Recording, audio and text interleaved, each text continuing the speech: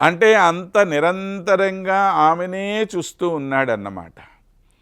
అలా నిరంతరము చూస్తున్నటువంటి ఏ భగవానుడైతే ఉన్నాడో ఆ భగవానుడి మీద ప్రసరింపబడుతూ ఉన్నటువంటి ఏ కంటి చూపైతే ఉన్నదో అది ఎలా ఉన్నది అంటే అగళ ప్రేమాద్రై, ఆగళ ప్రేమాద్రై.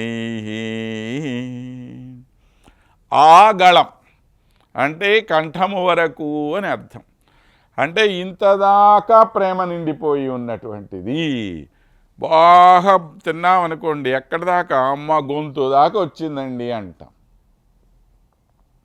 గొంతు దాకా వచ్చింది అంటే బాగా దిట్టంగా తిన్నామని అర్థం కదా. అలాగని ఈ ప్రేమ కూడా ఎంతగా ప్రేమ నిండిపోయింది మన మనస్సు లోపలంతా కూడా ప్రేమ ఎంతగా నిండిపోయింది అని అంటే గొంతు దాకా ప్రేమ. ఎవరికి? భగవానుడికి. ఎవరి మీద? అమ్మ మీద. దేని ద్వారా? కంటి చూపు ద్వారా. చూసారా? కనుక నిరంతరము ఆ ప్రేమ నిండి ఉన్నప్పటికీ అయినప్పటికీ కులముద్వహ కృపా సంప్లావితాస్మాదృశై.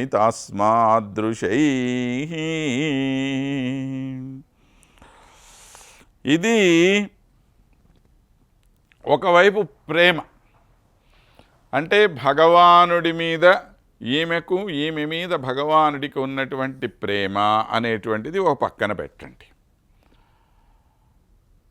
ఆ ప్రేమతో ఒకళ్ళనొకళ్ళు సంపూర్ణంగా చూసుకుంటూ ఉన్నారు.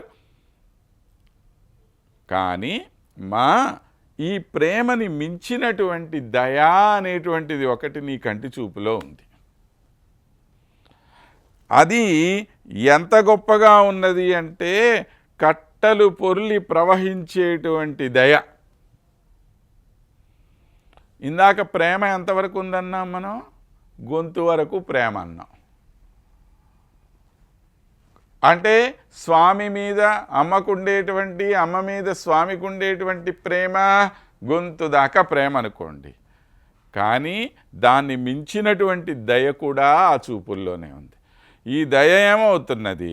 దీన్ని కూడా దాటి, ఆ కంఠాన్ని కూడా దాటి కట్టలన్నింటినీ తొలగించుకొని మరీ బయటకి ఇలా పొంగి పొరలుతున్నటువంటి దయగలిగినటువంటి దానివి నువ్వు. ఇప్పుడు నీ కంటి చూపులో ఉండే ప్రేమ అటువైపు ఆయన పక్కకు పెట్టి ఇంకా మిగిలినటువంటిది ఏమిటి? దయా అనేది ఉంది కదా. ఈ దయ ఆ ప్రేమ కన్నా కూడా చాలా గొప్పదైనటువంటిది. ఇది ఎవరి మీద నువ్వు ప్రసరింప చెయ్యాలి అనంటే నాలాంటి వాళ్ళ మీద.